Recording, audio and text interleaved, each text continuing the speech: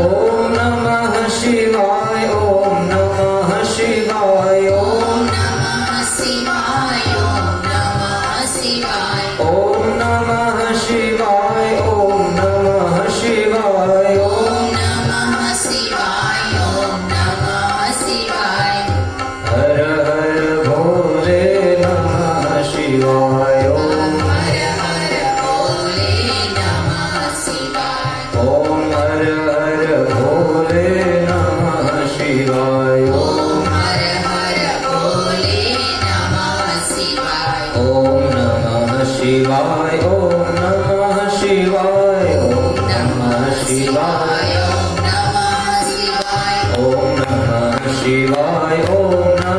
शिवाय ओम नमः शिवाय ओम नमः शिवाय हर हर भोले नमः शिवाय हर हर भोले नमः शिवाय ओम नमः शिवाय ओम नमः शिवाय ओम नमः शिवाय ओम नमः शिवाय ओम नमः शिवाय ओम नमः शिवाय ओम नमः शिवाय ओम नमः शिवाय हर हर भोले नमः शिवाय हर हर भोले नमः शिवाय ओम हर हर भोले नमः शिवाय ओम हर हर भोले नमः शिवाय ओम नमः शिवाय ओम नमः शिवाय ओम नमः शिवाय ओम नमः शिवाय ओम नमः शिवाय ओम नमः शिवाय ओम नमः शिवाय ओम नमः शिवाय हर हर भोले नमः शिवाय ओम हर हर भोले नमः शिवाय ओम नमः शिवाय ओम नमः शिवाय ओम नमः शिवाय ओम नमः शिवाय ओम नमः शिवाय ओम नमः शिवाय ओम नमः शिवाय ओम नमः शिवाय हर हर भोले नमः शिवाय ओम हर हर भोले नमः शिवाय ओम हर हर भोले नमः शिवाय ओम हर हर भोले नमः शिवाय ओम नमः शिवाय ओम नमः शिवाय ओम नमः शिवाय ओम नमः शिवाय ओम नमः शिवाय ओम नमः शिवाय ओम नमः शिवाय ओम नमः शिवाय हर हर भोले नमः शिवाय ओम हर हर भोले नमः शिवाय ओम हर हर भोले नमः शिवाय ओम हर हर भोले नमः शिवाय ओम हर हर भोले नमः शिवाय ओम हर हर भोले नमः शिवाय ओम हर हर भोले नमः शिवाय ओम हर हर भोले नमः शिवाय श्री महाकालेश्वर महादेव की वसुदेव सुतं देवं कंसचाणूरमर्दनम् देवकी परमानन्दम् कृष्णं वन्दे जगद्गुरुम् श्री द्वारिकाधीश की जय। महाकालेश्वर महादेव की जय।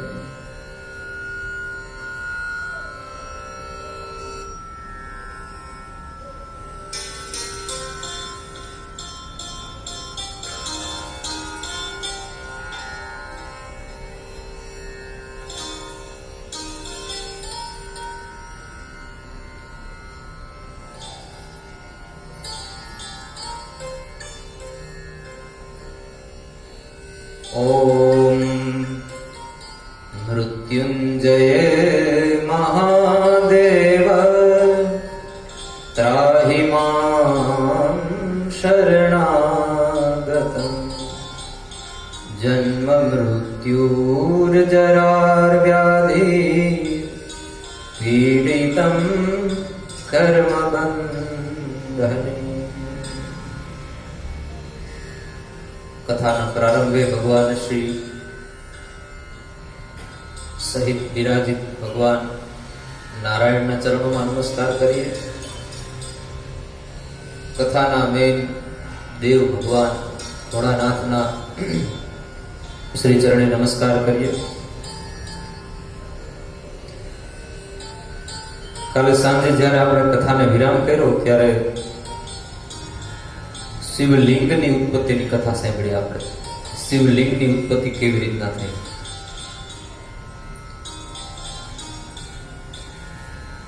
જ્યારે ભગવાન શિવ છે એ લિંગના રૂપની અંદર આવીને ઉભા રહ્યા છે ત્યારે એ બંને જણાને બ્રહ્માજીને અને વિષ્ણુ પરમાત્માને કહે છે કે તમે તમારું કાર્ય ભૂલી ગયા છો. તમારું કાર્ય ભૂલવાને કારણે આ હું મોટો કરીને તમે બે લડો છો. ત્યારે પૂછે છે ભગવાન નારાયણ કે અમારું એવું કયું કાર્ય છે કે અમે ભૂલી ગયા છીએ?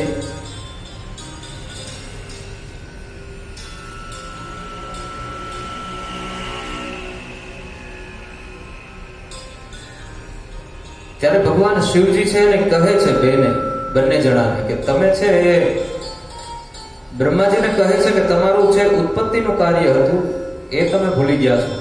સર્જન કરવાનું કાર્ય તમે ભૂલી ગયા છો. અને વિષ્ણુ ભગવાનને કહે છે કે તમારું કાર્ય છે પાલન કરવાનું છે. તમે પાલન કરવાનું કાર્ય તમારું ભૂલી ગયા છો. આ કાર્ય બંને જણા ભૂલ્યા છો એમના લીધે તમારા ઉપર આ મોટી આપત્તિ આવી છે. તમારા બંને વચ્ચે આવડો ઝઘડો થયો છે. રુદ્ર અને મહેશ્વર છે એમનું કાર્ય ભૂલ્યા નથી, એમનું નિત્ય કાર્ય કરે છે. રુદ્ર અને મહેશ્વરનું કાર્ય છે સંહારનું. સર્જનની જેટલી જરૂર છે એટલી વિસર્જનની પણ સામી જરૂર છે. વિચાર કરો, હવે આપણા દાદા, એના દાદા, એના દાદા, એના દાદા, એના દાદા કોઈ ગયા જ ન હોત તો પછી ઓલા માળ કરવા પડે ઘરમાં સુવડાવવા માટે. કારણ કે પ્રજોત્પત્તિ તો શરૂ જ છે. સંતાનો, એમના ઘરે સંતાનો, એમના ઘરે સંતાનો, એ તો આપણી પ્રજોત્પત્તિ શરૂ છે. પણ પૂર્વજો છે એ પણ બધા હોત તો સર્જન જેટલું જરૂર છે એટલું જ વિસર્જનની પણ સામે જરૂર છે. ભગવાન શિવનું કાર્ય છે એ વિસર્જનનું છે અને રુદ્રના રૂપની અંદર અને મહેશ્વરના રૂપની અંદર ભગવાન શિવ છે એ વિસર્જનનું કાર્ય કરે છે. કહે છે ભગવાન શિવ, હે તાત, હું તમને હવે ઓમકાર મંત્રની ઉત્પત્તિ કહું છું, એ તમે ધ્યાનપૂર્વક સાંભળો. બંને જણા પૂછે છે કે આ ઓમ શું છે, ओमकार શું છે, એમને કહો. गुजराती समझ में आ जाएगी ना दोनों को, या आज के दिन के लिए हिंदी में करें कथा? हिंदी में करें?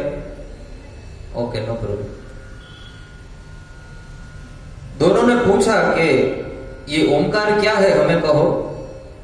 तब भगवान शिव ने उन दोनों को कहा कि ये ओम है ना, इनमें 3 शब्द हैं, अ, उ और म. ये तीनों के द्वारा ओम बना है. और भगवान शिव ने कहा कि ये ओम कोई मंत्र नहीं है, ये साक्षात मेरा ही रूप है. ओम के रूप में मैं ही हूं. मैं ही ओम के रूप में पृथ्वी के ऊपर सभी कामनाओं की सिद्धि के लिए मैं ही घूम रहा हूं. भगवान ने कहा आगे कि ओमकार है उनका उत्तर मुख में से उ, उसका प्राकट्य हुआ. पश्चिम के मुख में से उकार का प्राकट्य हुआ. मकार का दक्षिण मुख में से प्राकट्य हुआ. बिंदु, उनका जो ओम के ऊपर बिंदु होता है वो अर्धचंद्राकार जो होता है उसका पूर्व रूप में से पूर्व मुख में से प्राकट्य हुआ.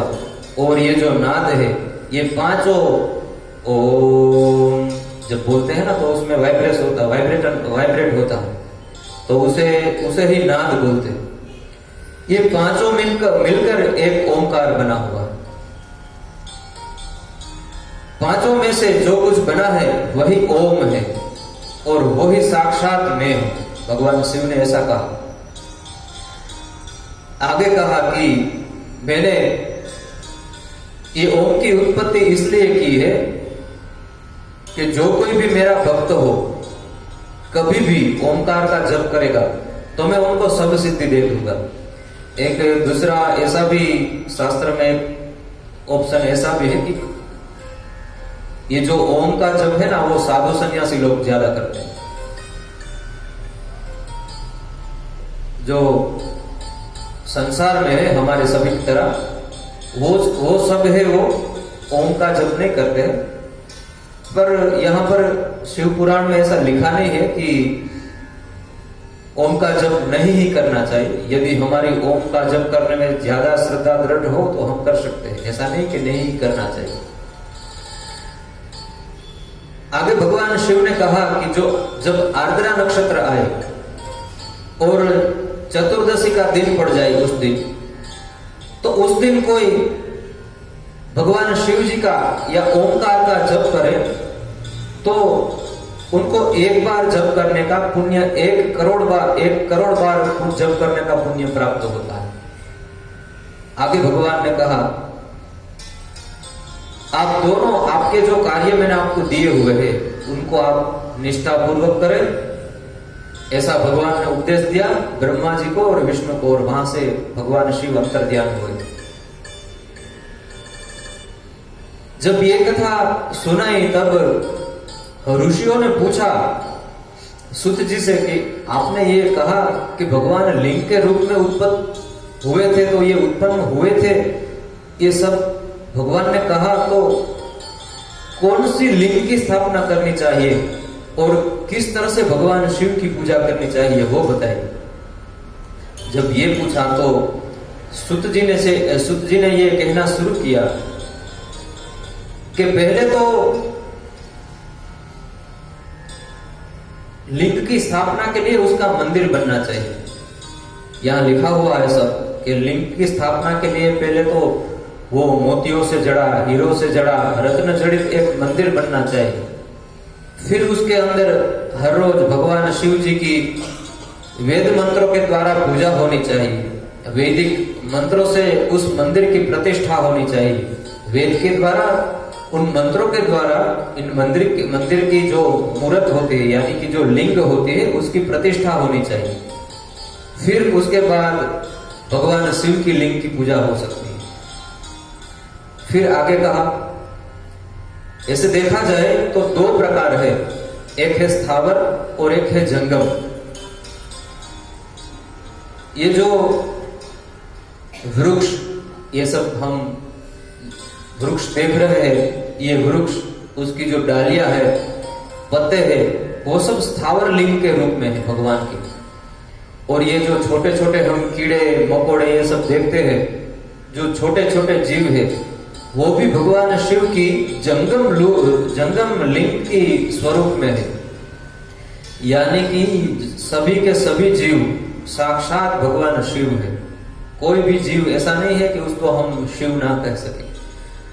आगे कहा,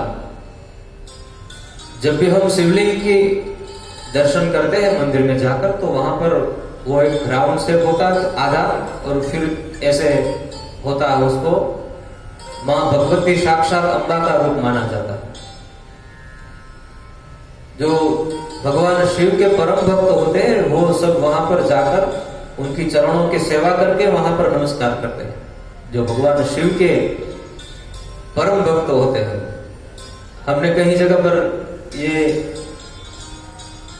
चित्र जी में नहीं है, अब सांदीपनी की जो साइट है फेसबुक के ऊपर, उसे खोलेंगे तो आपको मिलेगा कि वहां पर लिंग भी है और मूर्ति भी है भगवान की।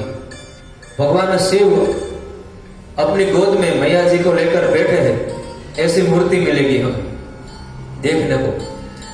तो ये जो लिंग है वो साक्षात भगवान शिव का रूप है।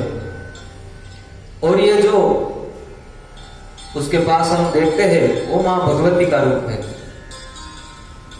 शिवलिंग की उत्तम पूजा मानी जाती है। ऋषियों ने कहा, एक बार भी जीवन में कोई शिवलिंग का दर्शन कर ले या उनके मुख से सिर्फ शिव नाम का उच्चारण हो जाए तो उनकी सद्गति हो जाती है। फिर आगे बताया कि किसी भी पदार्थ से भगवान शिव की लिंग बनाई जा सकती है। किन किन पदार्थों से बनी जाए, तो ये कहा कि माटी की लिंग बना सकते हैं। ये जो हम रोटियां बेलते हैं ना, तो ये जो आटा होता है उसकी लिंग भी बनाई जा सकती है। गाय का जो गोबर होता है उसकी लिंग बनाई जा सकती है। ये फ्लावर्स, फूल जो होते हैं उसकी लिंग बनाई जा सकती है।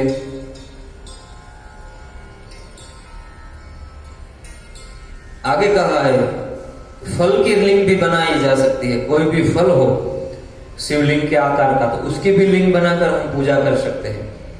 पर एक बात का ख्याल रखना चाहिए कि हमारी अंगूठे की जो साइज है उससे बड़ी ना हो, उनसे छोटी होनी चाहिए शिवलिंग, उनकी पूजा होनी चाहिए। आगे कहा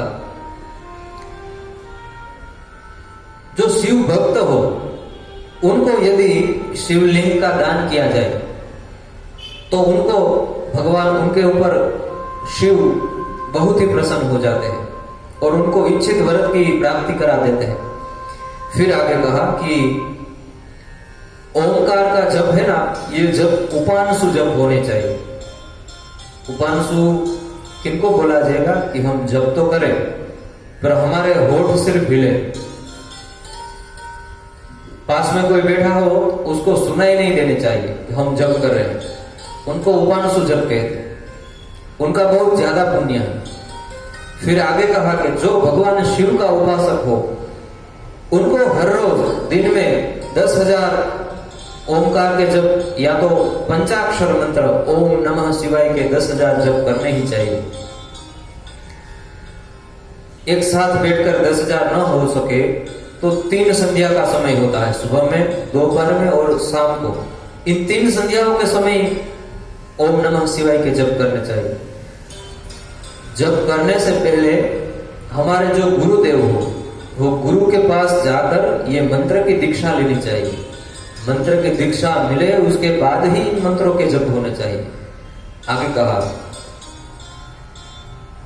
जो ब्राह्मण हो उनको पहले नमः बोलना चाहिए और फिर शिवाय बोलना चाहिए, और पहले शिवाय बोलना चाहिए फिर नमः बोलना चाहिए। और उनके अलावा सभी को है वो ओम नमः शिवाय बोलकर जप करना चाहिए। फिर आगे कहा जो परम शिव भक्त हो, जिनकी शिव के ऊपर दृढ़ श्रद्धा हो, उन लोगों को 1000 दिन में 10 लाख मंत्र जब ओम नमः शिवाय के कर ही लेने चाहिए। ये करने से उनका इष्ट की उनको प्राप्ति हो जाती है, उनका इष्ट फल उन्हें मिल जाता है। 10,000 दिन में 10 लाख जब यानी कि एक दिन के 10,000 हुए। यदि करना चाहे तो आराम से हो सकते। भगवान शिव खूब प्रसन्न होंगे और खूब कृपा करेंगे। आगे ऐसा कहा है कि जो भगवान शिव के ऊपर जिनकी दृढ़ श्रद्धा हो वो यदि शिव मंदिर में जाकर, शिव मंदिर में कोई गार्डन के लिए पौधे लगाए, मंदिर को साफ करे, तो ये सब देखकर भगवान शिव बहुत ही खुश हो जाते हैं और उनको सभी फल की प्राप्ति करा देते हैं।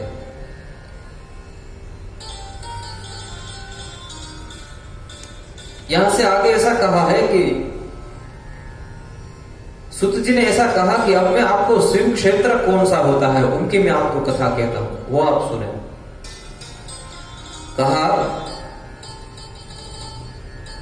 जो शिव का उपासक हो उनको नित्य शिव की सानिध्य में ही रहना चाहिए। ऐसा हमें लगेगा अब शिवलिंग तो कहां पर ढूंढी जाए दररोज और कहां शिव का सानिध्य होगा। घर में तो शायद चित्र हो, मूर्त हो, पर लिंग न हो तो क्या किया जाए। तो यहां लिखा हुआ है जो समझदार हो उन लोगों को तो मृत्यु पर्यंत भगवान शिव की सानिध्य में ही रहना चाहिए। फिर लिखा हुआ है कि जिन क्षेत्र में एक शिवलिंग हो तो उसके यहां इर्द गिर्द आप राउंड शेप में, ये हमारे जो हाथ होते हैं इस तरह से नापने हैं, 100 हाथ हो जाए, 100 हाथ हो, इस तरह से नाप लीजिए वो जितनी भी जगह हुई उतनी जगह को शिव का क्षेत्र कहा जाता है। यानी कि शिवलिंग की यहाँ पर मूर्त है, हाथ नाप लीजिए 100 इस तरह से 1 1 2 3 जितनी जगह हुई उतनी जगह को शिव का क्षेत्र कहा जाएगा। तो ये जगह में जो कोई भी रहता हो तो उनको भाग्यशाली कहा जाता है। फिर आगे ऐसा कहा कि यदि ज्योतिर्लिंग हो, ज्योतिर्लिंग कितने हैं?